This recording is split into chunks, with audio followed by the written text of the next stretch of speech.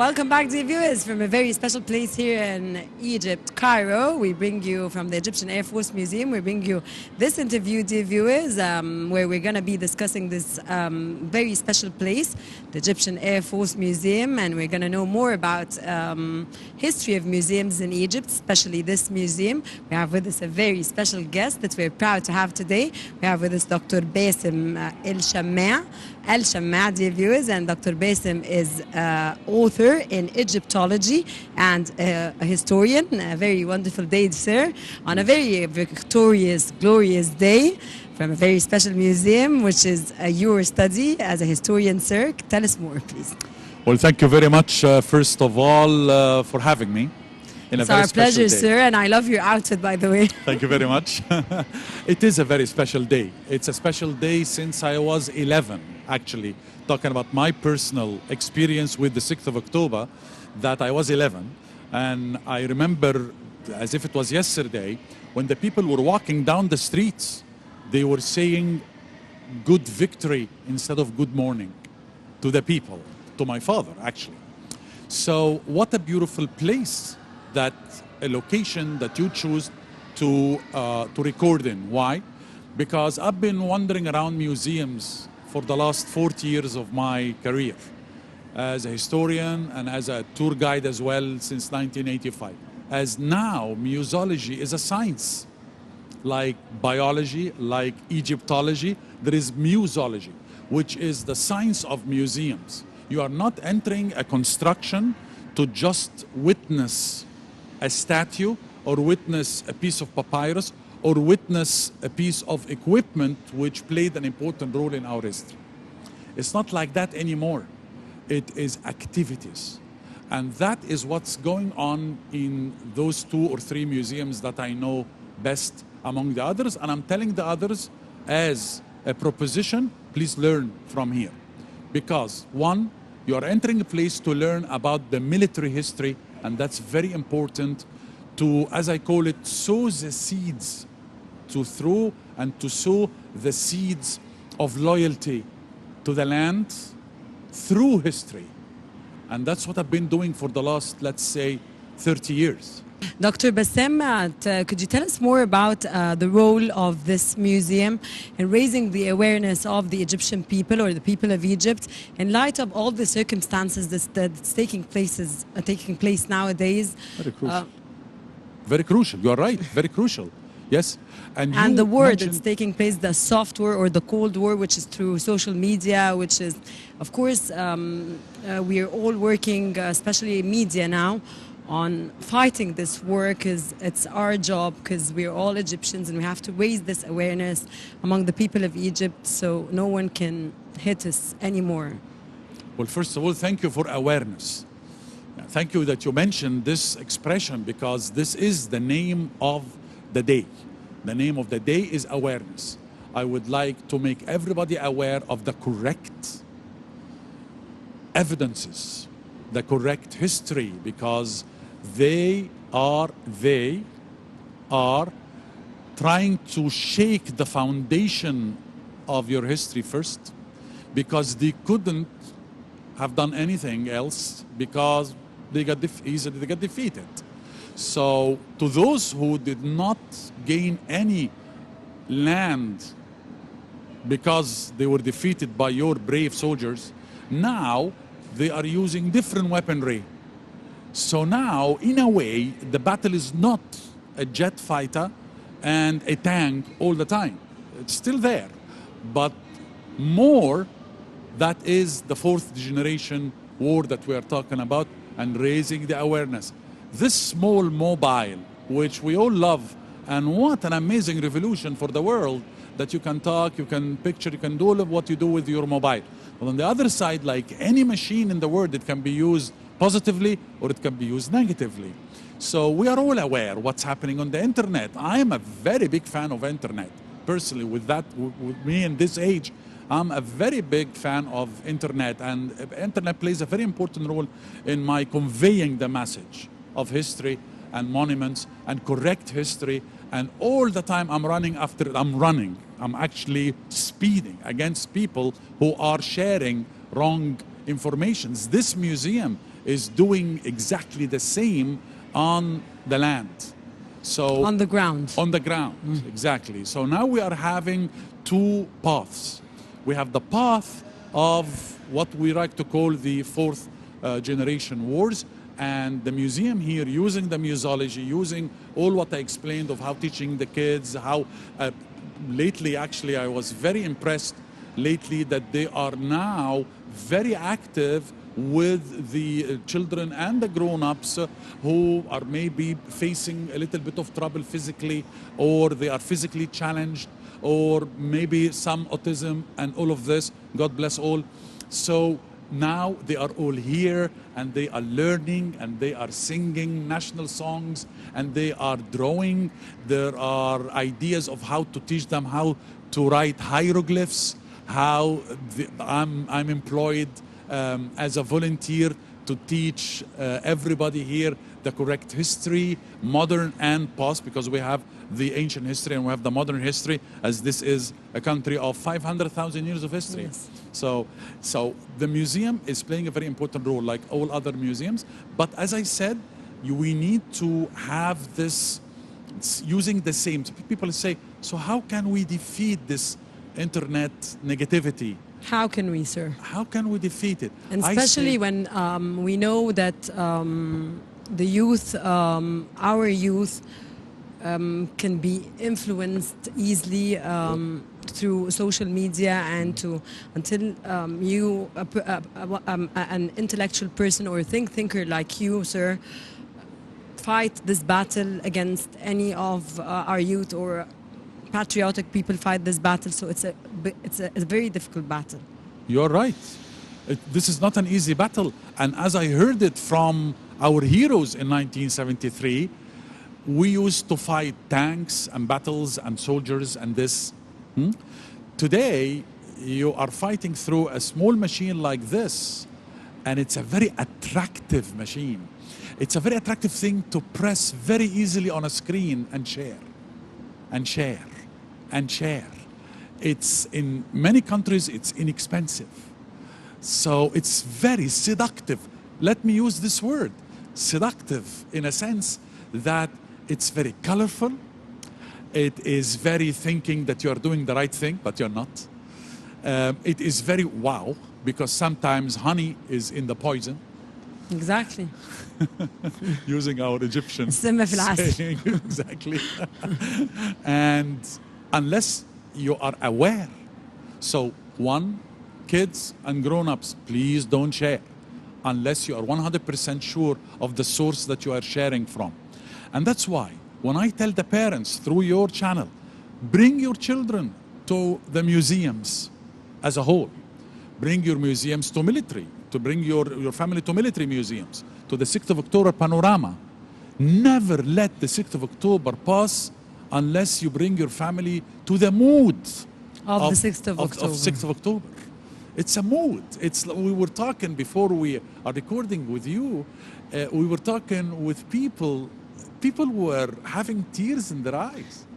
I was talking, and the presenter in the Egyptian Maspiro channel, he told me after we went on air, he said, when you were talking about the Egyptian army, I had tears in my eyes.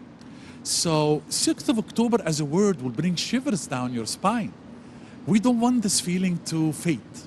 It will never fade. It will never fade, inshallah. Okay, God Dr. will. Bassem, I want to ask you a question here in this context. Thinkers and intellectual people like you, when we come to the young generation now, the youth, the kids, how can we teach them to grow up and be very intellectual, very decent, represent Egypt? Thank you very much. This is what they call in the West the $6 million question. Thank you so much, sir. Because it is very hard when you are talking about generations. But remember, also kind of inviting the memory of 1973. Look what the generations did. Then 1967, and then the 6 years of the war, and then the big war. Because the war did not, I heard from a very big hero of the 6th of October battle only half an hour ago. He told me the battle was 22 years, not only some days, because he considered the battle starting from after 1967 all the way until we returned Taba and Sinai 100%. He is convinced that this is, and they convinced me. And this, historically, I'm correcting. See, he corrected me. I was talking about the 6th of October battle from the 6th of October until the 20th of October, but he corrected me. Which is 49 years. Which is 49. How he discussed 90 years. He actually said that the battle did not start by 6th of October. 6th of October was the great victory, but the battle started after 1967, and it went all the way through 6th of October, a beautiful victory, all the way until we regained Sinai 100%. He also considered the diplomatic victory of returning Taba and regaining Sinai 100% is victory as well, which is, he's very correct on that. Going back to your question, I'm talking, most of the books that I started as a writer, as an author, it was towards kids. It was targeting the kids, the children, all right? We're talking about 6 years and 7 years. So I'm very well acquainted with the mentality of those different generations all through, let's say, the last 30 years. That's number one. So for you to teach the children loyalty to the land of Egypt, you should first know and study very accurately and very deep. And please don't deal with them as children, because they are not as we were thinking the way how we treat our children. Because now they are 4 years of age and they are technologically challenging you. They are. Correct or not? Correct.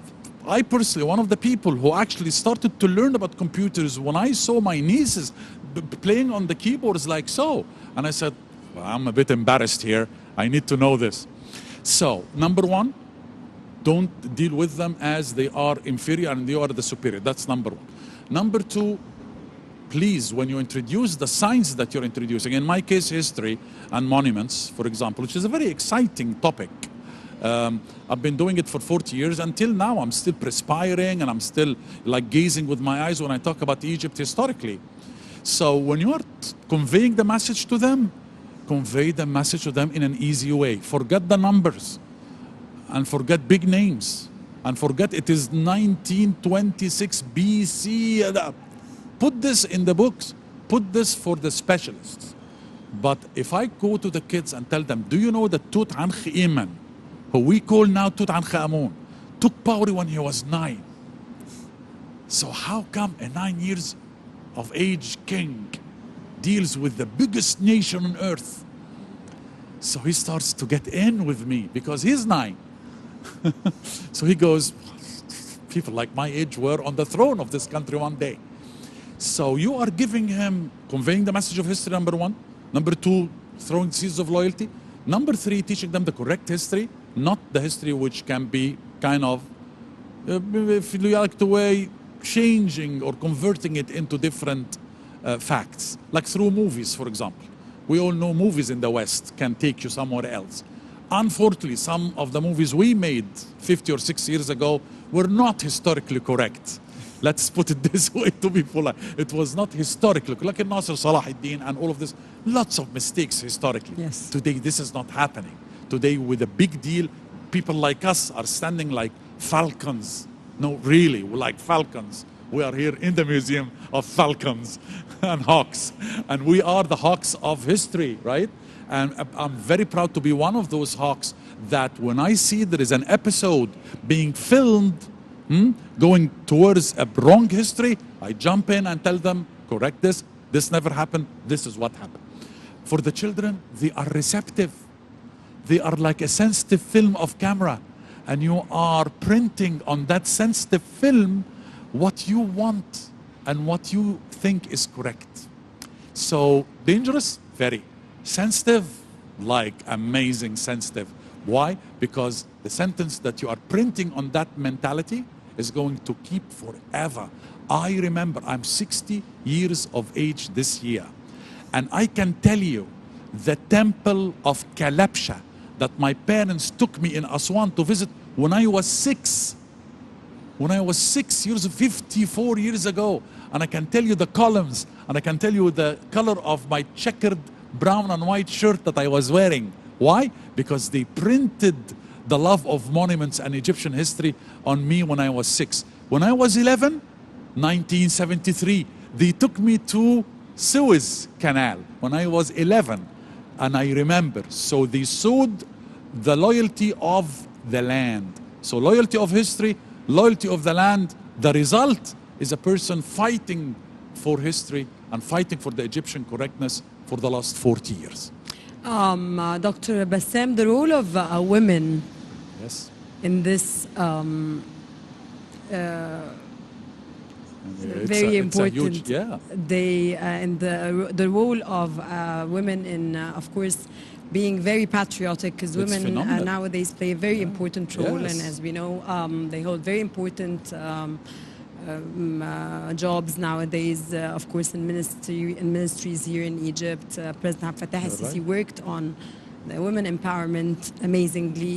The role of women in such museums. It's phenomenal. It's phenomenal because, as I told you, I'm a man who actually monitored the Egyptian society for the last 50 years. I started monitoring the Egyptian society when I was very young.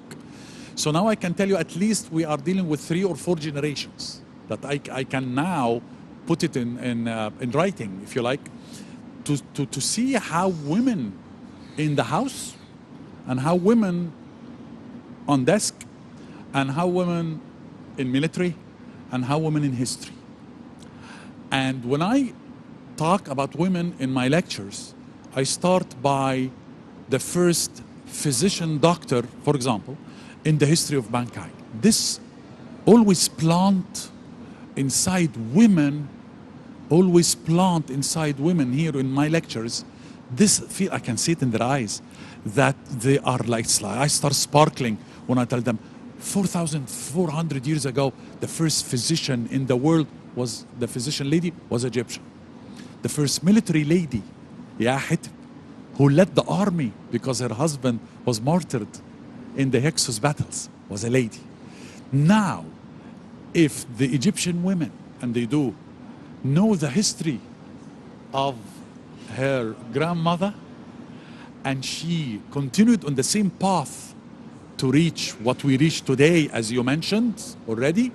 So I guess, and I believe, that the Egyptian woman is playing the role equally, and in some cases, I can tell you that blindfoldedly, in some cases even more than the male. In the houses, I was brought up this way. I was brought up with a very intellectual mother, but she was the mother of the house. So if you are a mother of the house, or if you are a lady who's working and a mother of the house, that's double the effort. Bless you, bless you, bless you. Dr. Bassam, how can we raise the awareness of and increase propaganda of this museum? And is the propaganda for this museum well deserved? I say what you did today and the media, the Egyptian media, but I still request more for this museum and all museums. Egyptian media, which Yes. we're working on now on this very special day, which marks a very, of course, special day. Social media. Social media, big time, big time. And they do have a Facebook for this museum. They do have a Facebook, and it's a very active Facebook. We need more from the Egyptian media and from the internet. Dr. Bassam al-Shamma, of course, we need interviews with you to know more about Egypt, our country. Very special day, 49th anniversary of the October War victory. From this very special place, of course, we need intellectuals, thinkers, very informative knowledge we gained from you today. Thank you. We always need more of you, sir. Thank you very much for joining us today. It was our utmost pleasure. Hope you enjoyed being with us today on this very special day. Thank you, ma'am, and thank you for Nile TV, and for more success, inshallah, God willing. Thank you so much. Dr. Bassam, an author in Egyptology and a historian. It was a pleasure having Dr. Bassam with us today, dear viewers. Stay tuned. You're still watching Nile Cruise on Nile TV. Don't go away. We'll be right back.